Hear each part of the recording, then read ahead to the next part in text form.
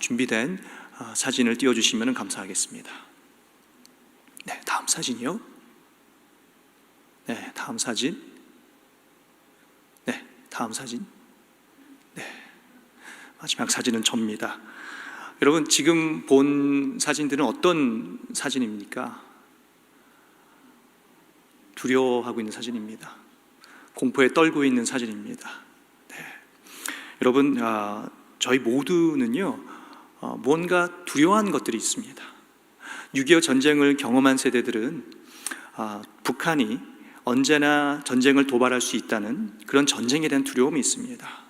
그리고 암을 경험하신 분들은요, 암이 언제나 재발할 수 있다는 그런 암에 대한 두려움이 있습니다. 또 사업을 하다가 뱅크럽 하셨던 분들은요, 비즈니스가 언제나 망할 수 있다는 그런 두려움이 있습니다. 그리고 우리 캘리포니아에 사는 사람들은 또 두려움이 있습니다. 우리는 어떤 두려움이 있습니까? 우린 지진에 대한 두려움이 있습니다. The big one이 올 수 있을 것이라는 그런 두려움이 있습니다. 근데 오늘 시편 91편에 이 시편의 저자는요, 이런 두려움이 찾아올 때 뭐라고 고백하고 있습니까? 오늘 시편 2편의 2절에 보시면요, 여호와는 나의 피난처요, 나의 요새요, 내가 의뢰하는 하나님이라. He is my refuge, my fortress, in whom I trust 라고 고백하고 있습니다. 여러분, 저희가 오늘 읽고 있는 이 시편 91편은요, 다른 시편의 찬양시나 비탄시와는 좀 다른 스트럭처를 갖고 있습니다. 보통 찬양시와 비탄시는요, 처음에 저자가 주님께 호소하며 시작을 합니다. 컴플레인 하면서 시작합니다. 그렇게 했을 때 주님께서 그의 그 환난 때에 그의 소리를 들으시고 주님께서 응답하시고 그를 환난에서 건져내셔서 나중에는 주님을 찬양하는 그런 시로 끝납니다. 근데 저희가 읽은 오늘 시편 91편의 시는요, 이미 이 시편의 저자는 하나님의 그 보호하심을, 인도하심을 이미 경험했습니다. 이미 경험하고 그 경험의 바탕에 오늘 2절에 여호와는 나의 피난처요, 나의 요새요, 내가 의뢰하는, 내가 신뢰하는 하나님이다라고 그렇게 고백을 하고 있는 것입니다. 근데 여러분, 이 시편의 저자가 어디서 어떻게 하나님의 이러한 보호하심을 경험했기에 이렇게 이런 하나님의 나의 피난처다, 나의 요새다라고 고백할 수 있는 것입니까? 여러분, 그 답을 우리는 1절에서 찾아볼 수 있습니다. 1절 말씀을 함께 보시겠습니다. 1절에 보시면은 이렇게 고백합니다. 지존자의 은밀한 곳에 거주하며 전능자의 그늘 아래 사는 자여. 시편 기자는 내가 지존자의 은밀한 곳에 거하기 때문에, 전능자의 그늘 아래 있기 때문에 주님께서 나를 보호하신다, 나의 피난처가 되어 주신다라고 그렇게 고백하고 있습니다. 여러분, 지존자의 은밀한 곳은 어디입니까? 지존자의 은밀한 곳은 어떤 곳입니까? 그럼 이 지존자의 은밀한 곳을 NIV 성경에 보면은요, The shelter of the most high라고 표현합니다. 킹 제임스 버전을 보면요, The secret place of the most high라고 이렇게 표현을 합니다. 그럼 지존자의 은밀한 곳은 어떤 곳입니까? 여러분, 저는 아마 아시는 분들은 아실 거예요. 저는 제 와이프를 찬양팀에서 만났습니다. 처음 제 와이프를 만났을 때 그때 제가 선주 자매님 그렇게 불렀어요. 그렇게 오랜 동안 존댓말 했던 걸로 기억을 합니다. 근데 처음 봤을 때 이 자매가 참 괜찮아 보이더라고요. 그리고 이 자매에 대해서 좀 더 알고 싶었습니다. 그리고 관심을 갖게 되었어요. 그리고 나중에는 이 자매랑 사귀고 싶다라는 그러한 생각을 하게 되었습니다. 근데 이 찬양팀이라는 공동체 안에 있다 보니까요, 좀 어려움이 있더라고요. 1대1로 만나는 게 쉽지 않아요. 그리고 저 외에도 다른 형제들이 이 자매를 이렇게 찜하고 이렇게 몰래 좋아하는 그런 형제들이 있었어요. 근데 용기 있는 자가 미녀를 취한다고 제가 자매에게 에스카우트 했습니다. 물어봤습니다. 한번 데이트 나가자고. 그러니까 감사하게도 흔쾌히 오케이를 했어요. 그리고 데이트를 나갔습니다. 그리고 또 데이트를 나갔어요. 그렇게 찬양팀에 있는 사람들 모르게 은밀하게 이 자매와 계속 만남을 가졌습니다. 근데 이렇게 한 번, 두 번, 세 번 데이트를 나가다 보니까 이 자매도 저에 대해서 많이 알게 되고, 저도 이 자매에 대해서 알게 되고, 그렇게 서로에 대한 믿음과 신뢰가 쌓이게 되더라고요. 그리고 나중에는 사랑이 이렇게 싹트게 되더라고요. 그래서 저는 와이프랑 사귀고 있는 줄 알았습니다. 근데 어느 날 데이트하는 날 이 자매가 저한테 이렇게 물어봐요. 왜 나한테 사귀자 그러지 않아? 굉장히 당돌하게 이렇게 물어보더라고요. 저는 사귀고 있는 줄 알았는데 그 말은 사귀자라는 말이잖아요. indirectly 얘기하는 거거든요. 그래서 그날 물어봤어요. 그래, 사귀자. 그렇게 하고 사귀고 6개월 후에 결혼했습니다. 아마 저희 찬양팀에 있는 슬기자매나 현민 형제도 아마 이렇게 은밀히 1대1로 만나다가 결혼하지 않았나라는 생각을 해보게 됩니다. 여러분, 지존자의 은밀한 곳은 어떤 곳입니까? 지존자의 은밀한 곳은요, 하나님과 1대1의 만남이 있는 곳입니다. 지존자의 은밀한 곳은요, 세상에서 가장 높으신 하나님만 아시는 곳이에요. 근데 이곳으로 우리를 초대하십니다. 그리고 지존자의 은밀한 곳은 우리가 찬양 드리는 곳입니다. 하나님을 높여드리는 곳이에요. 하나님께 기도하는 곳입니다. 하나님과 깊은 관계를 맺는 곳입니다. 그리고 하나님의 아들 예수 그리스도와 깊은 사랑을 나누는 곳입니다. 근데 이 지존자의 은밀한 곳에서 오늘 시편 기자는 거주한다라고 1절에 표현하고 있어요. 거주한다고. 영어로 보면은 dwell 한다 그러거든요. 이거를 히브리어로 보면요, 요셰브라는 단어를 사용합니다. 요셰브. 이 요셰브의 뜻은 우리가 어느 집에 초대를 받아서 가면은 그 집주인이 뭐라고 이야기합니까? Please make yourself at home. 그렇게 얘기하죠. 이렇게 집처럼 편안하게 있으라고.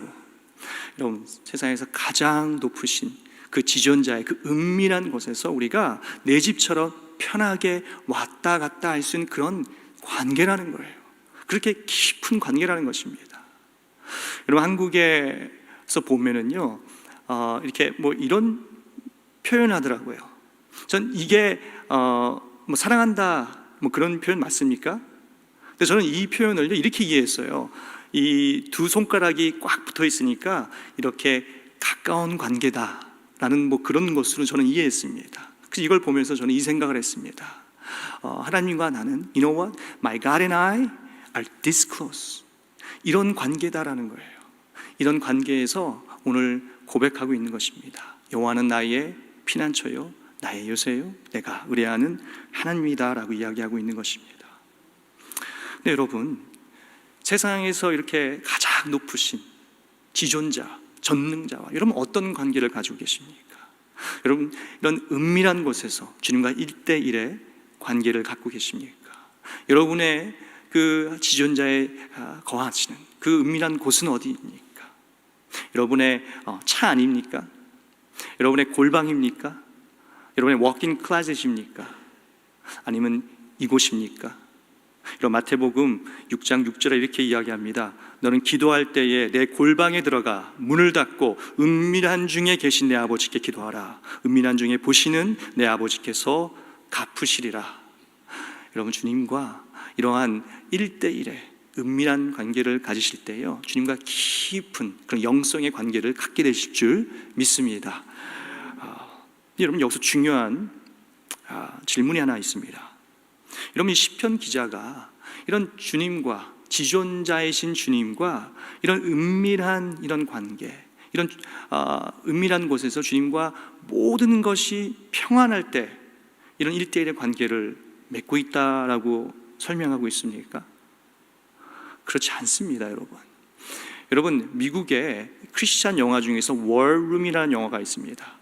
아마 보신 분들은 이 영화 무슨 영화인지 아실 거예요. 이 월룸은요, military headquarter를 말합니다. 군 지휘본부를 이야기합니다. 그러니까 전쟁이 났을 때요, 군을 지휘하는 곳이에요.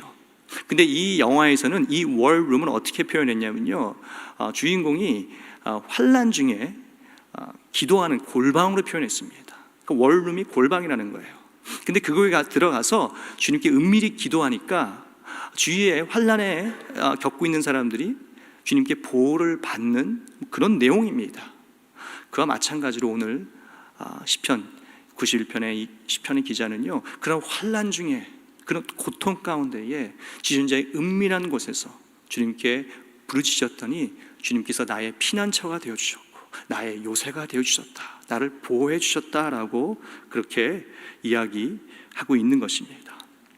자, 그렇다면 여러분, 이 시편 기자는 이 환난 중에 우리가 만약 지존자의 은밀한 곳에 거하는 자라면 주님께서 우리에게 어떤 보호를 약속하고 있다라고 이야기하고 계십니까? 어떻게 우리를 보호하신다라고 말씀하고 계십니까?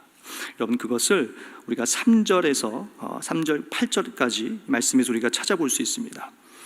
이 말씀이 길기 때문에 다 읽지는 않고요, 제가 요약해 드리겠습니다. 이것이 바로 지존자의 은밀한 곳에 거하는 자에게 주님께서 약속하시는 보호입니다.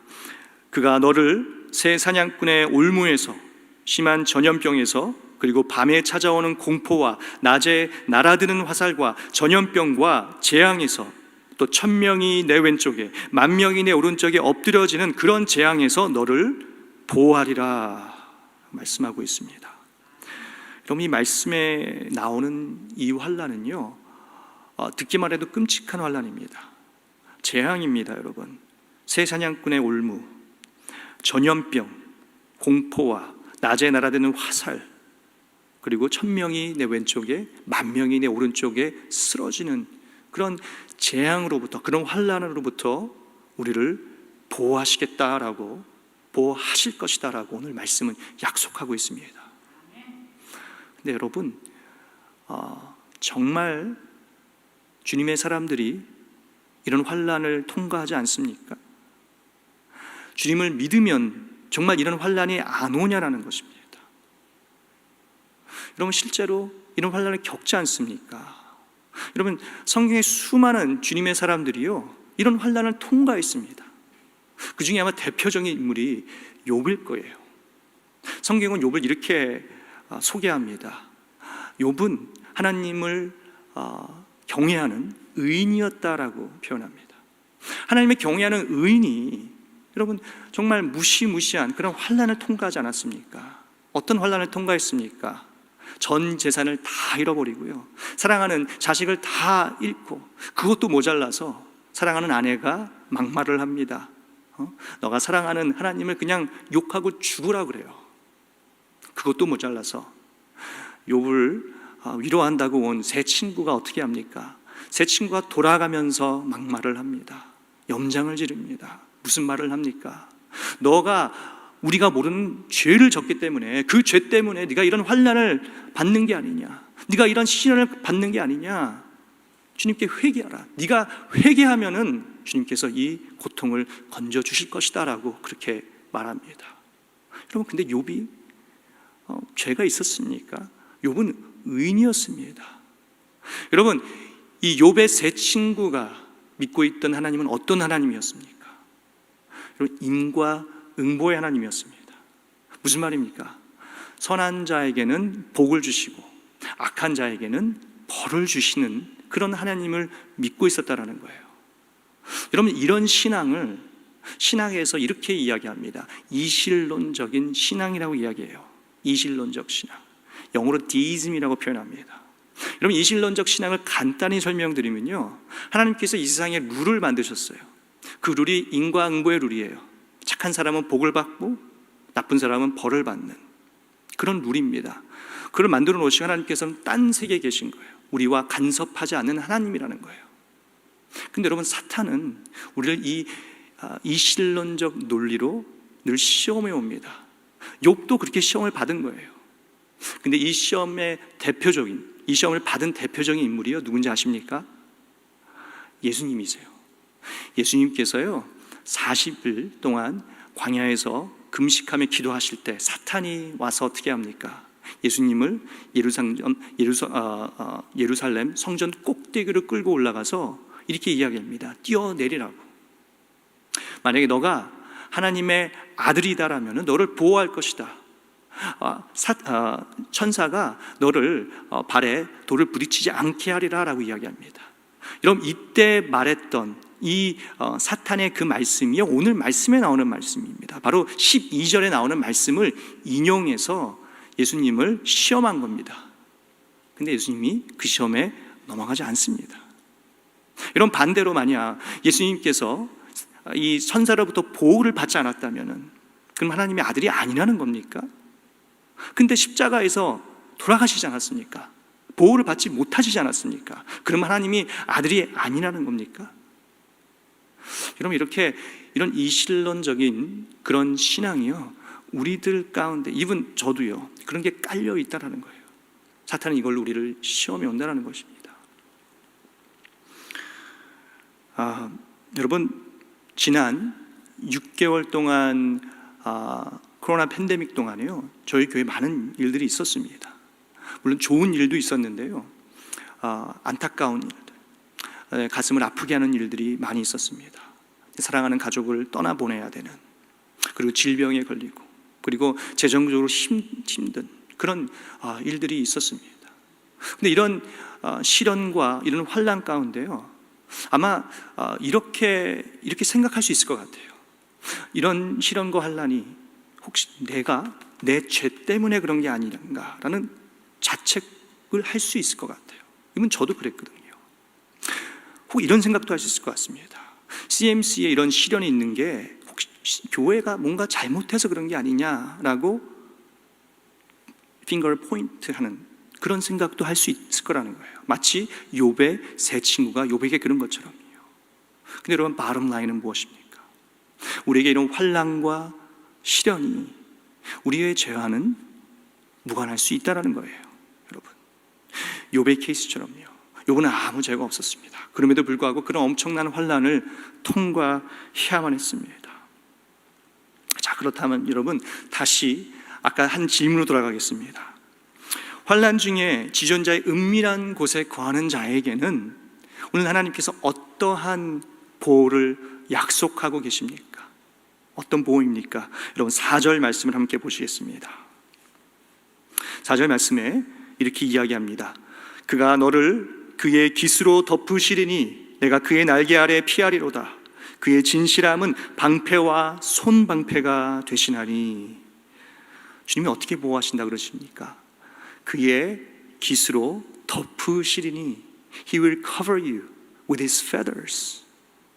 주님께서 주님의 날개로 우리를 덮으신다라고 말씀하십니다. 여러분, 이게 어떤 보호를 의미하는 겁니까?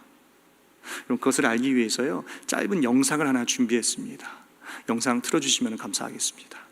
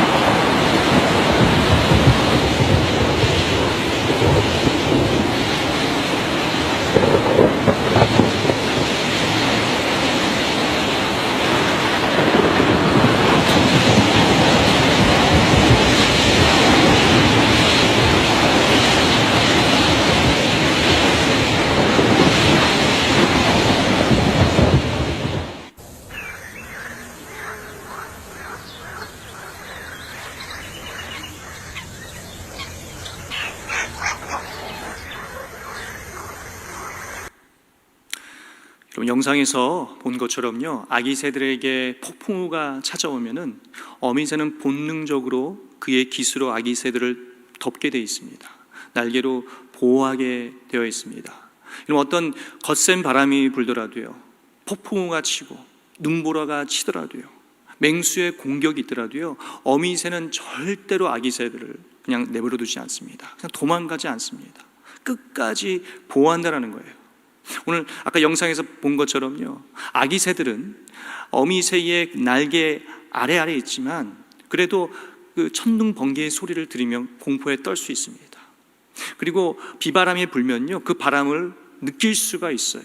또 비가 오면 그 비를 맞을 수가 있습니다. 그리고 맹수가 공격해 오면요, 그 공격의 위협을 느낄 수 있습니다. 그리고 때로는 다칠 수도 있습니다. 근데 중요한 것은 어미새는 아기 새들을 위해서요, 목숨을 다해서 끝까지 보호한다라는 거예요. 그 환란이 지나갈 때까지 끝까지 보호한다라는 것입니다. 이것이 바로 4절에서 이야기하고 있는 주의 날개로 덮는 보호하심입니다. 여러분, 우리가 만약 지존자의 은밀한 곳에 거한다면요, 주님께서 주의 날개로 우리를 끝까지 보호하시겠다라는 거예요. 그런데 이 아기 새들이 어미새의 날개 아래에 있더라도 그러한 위협을 느낄 수 있는 것처럼요, 우리 또한 그렇다는 것입니다. 주의 날개로 우리를 보호하고 계셔도요, 우리와 함께하고 계셔도 때론 우리에게 환난이 있을 수 있고요, 아픔이 있을 수 있다는 거예요. 고통을 느낄 수 있다는 것입니다. 때론 질병에 걸릴 수 있다는 것입니다. 근데 중요한 것은 주님께서 끝까지 주의 날개로 우리를 보호하신다는 것입니다. 여러분, 이것을 예수님께서 이렇게 마태복음에서 표현하셨어요. 암탉이 날개로 자기 새끼들을 모음과 같이 그렇게 우리를 보호하시겠다라고 말씀하고 계십니다. 그럼 이것이 바로 예수 그리스도의 십자가의 사랑입니다. 주님께서 우리를 보호하시기 위해서, 우리를 구원하시기 위해서 십자가에서 가진 모욕과 고통을 다 견뎌내시고 우리를 끝까지 사랑하신 그 사랑, 그 사랑은 오늘 시편의 기자는 이야기하고 있는 것입니다. 네, 여러분, 제가 한 이 말씀들을 아마 여러분은 이미 다 알고 계신 말씀일 거예요. 아마 이렇게 얘기할 수 있을 거예요. 목사님, 저희 다 알아요. 예수님이 저 사랑하는 거 다 알아요. 그리고 끝까지 사랑하는 거 아는데 그래도 왜 접니까? 왜 나예요? 왜 나에게 이런 고통을 주세요? 이런 뼈를 깎는 고통을 왜 납니까? 왜 다른 믿지 않는 사람은 왜 안 돼요? 왜 나예요? 왜 나에게 이런 심령을 드러내는 것 같은 그런 아픔을 주시는 겁니까? 왜 사랑하는 가족을 떠나 보내야 되는 겁니까? 왜 나에게 이런 질병을, 나에게 이런 왜 재정적인 어려움을 왜 주시는 겁니까? 다른 사람이면 안 됩니까? 라고 물을 수 있어요. 여러분, 저도 똑같은 질문을 했습니다. 왜 나의 사랑하는 CMC, 왜 성도들이고, 왜 내 가족이고 내 친구들이고, 왜 우리 가족, 왜 나야 됩니까? 라고 주님께 질문했습니다. 여러분, 욥도 똑같은 질문을 했어요. 왜 나야 되는 겁니까? 왜? 여러분, 이 질문을 가지고 기도했습니다. 말씀을 준비하면서 계속 기도했습니다. 기도하니까요, 주님께서 이렇게 말씀하시더라고요. 왜 너면 안 되는데? 왜 너면 안 되는데? 왜 다른 사람이면 되고, 왜 다른 믿지 않는 사람이면 되고, 왜 너면 안 된다라는 거야? 너는 나를 믿잖아. 나는 그들과 함께 하지 않아. I'm not with them. They're on their own. But I'm with you. And I'll be with you all the way to the end. 난 너와 끝까지 함께 할 거야. 환난 중뿐만이 아니라 환난이 끝날 때까지 너와 함께 할 거야. 그리고 우리는 함께 승리할 거야. 그렇게 말씀하시더라고요. 여러분, 우리가 환난을 피하고 끝에 가서 망하면 무슨 소용이 있겠습니까? 지금 질병을 피하고 끝에 가서 망하면 무슨 소용이 있겠습니까? 여러분, 끝이 언제입니까? 우리가 죽으면 끝이 나는 건가요? 아닙니다, 여러분. 여러분, 예수님께서 2000년 전에 오셨을 때는 우리의 구원자로 오셨어요. 근데 이번에 재림하실 때는 어떻게 오시는 겁니까? 심판자로 오십니다. 예수님께서 오시는 그날이 바로 이 세상이 끝나는 날이에요. 예수님께서 재림하시는 날, 그때 몸에 부활이 있을 것이라고 말씀합니다. 죽은 자들이 살아날 것이라고 이야기합니다. 근데 그날의 심판의 날이라는 것이에요, 여러분.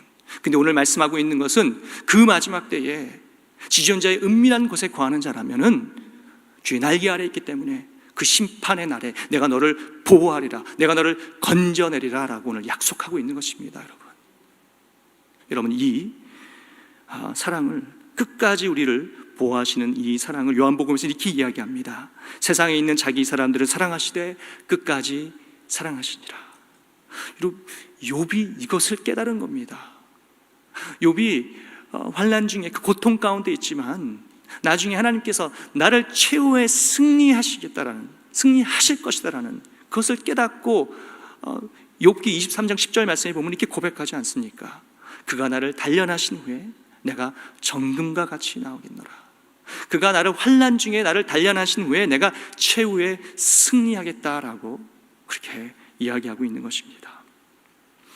여러분, 지존자의 은밀한 곳에 거하는 자는 주님의 날개 아래 있기 때문에 심판의 날에 보호를 받게 될 줄 믿습니다. 오늘 시편 기자의 결론이 이렇습니다. 그럼 14절 말씀을 함께 보시겠습니다. 이렇게 결론을 내립니다.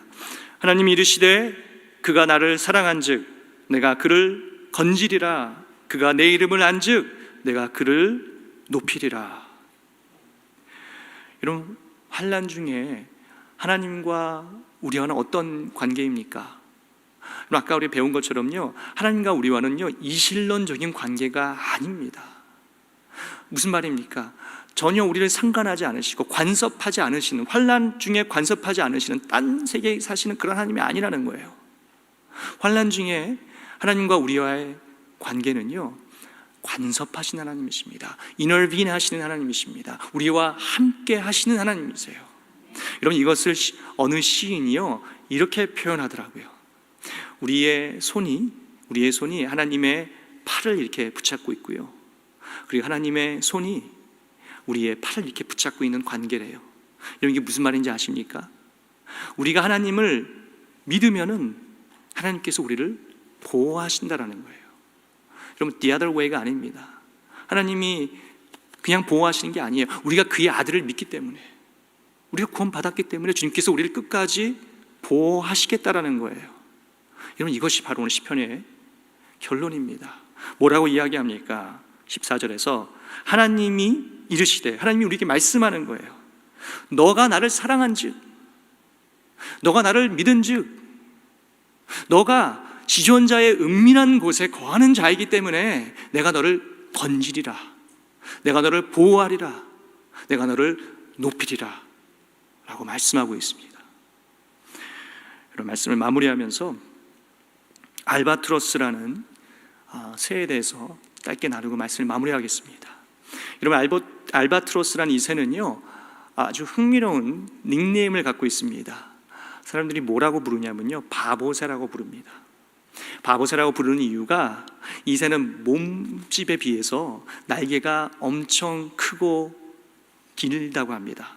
그래서 이 긴 날개 때문에 본인이 몸을 지탱을 못해요. 그래서 이게 뒤뚱뒤뚱 걷는다고 합니다. 그래서 아이들이 돌을 던지잖아요. 그러면 잘 피하지를 못하고 그냥 맞는다라고 해요. 그리고 잘 쉽게 날지를 못한다고 합니다. 그러다 보니까 사냥꾼에게 쉽게 잡히는 새라 그래요. 그래서 이 새를 바보새라고 합니다.